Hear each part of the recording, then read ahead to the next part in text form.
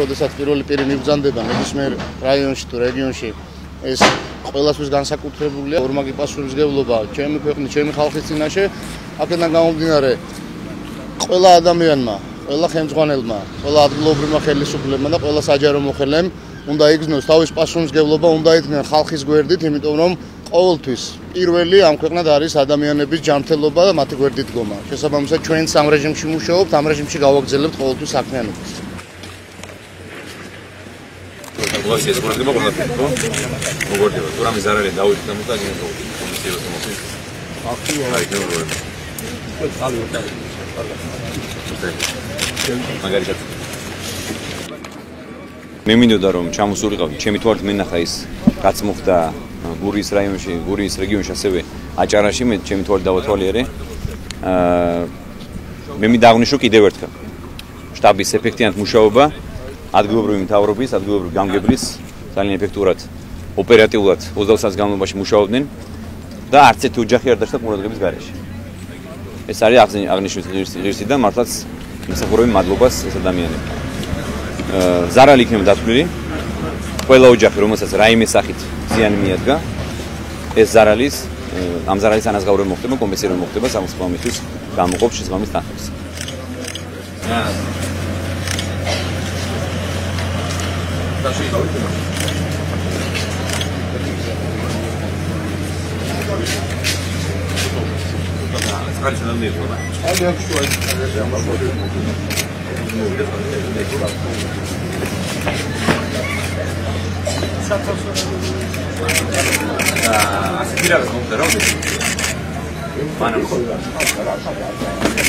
ადამიანები დაჩეს ყურადღების გარეშე. აღარ ესახი.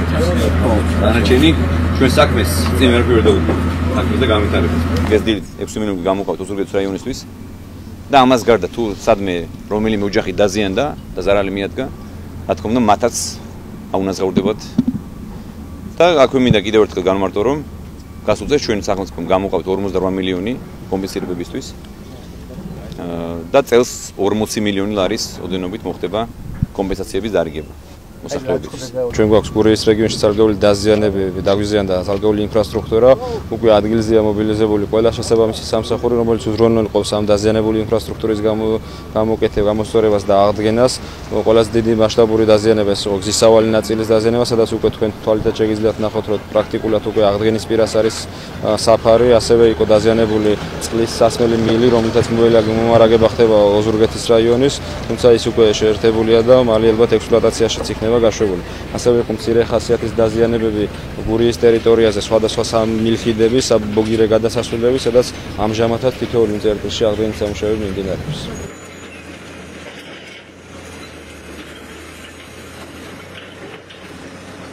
ინფრასტრუქტურის სამინისტრო ახორციელებს აღდგენის სამუშაოებს. აქ არის კრიზისების მართვის საბჭო, რომელმაც უკვე გაანალიზა ეს ჩავლილი სტიქია, ანუ კოორდინირებული მუშაობა იყო ცენტრალური და ადგილობრივი ხელისუფლების სხვადასხვა უწყებების ჩართულობით. ანუ ჩვენი კუთხით ახლა გეოლოგები იმყოფებიან ადგილზე და მონიტორინგს უწევენ უკვე სტიქის ჩავლის შემდეგ თუ სადმე არის მეწყერული ზონა, რომ დროულად მოხდეს ამ რისკების იდენტიფიცირება და შესაბამისი ზომების დაგეგმვა.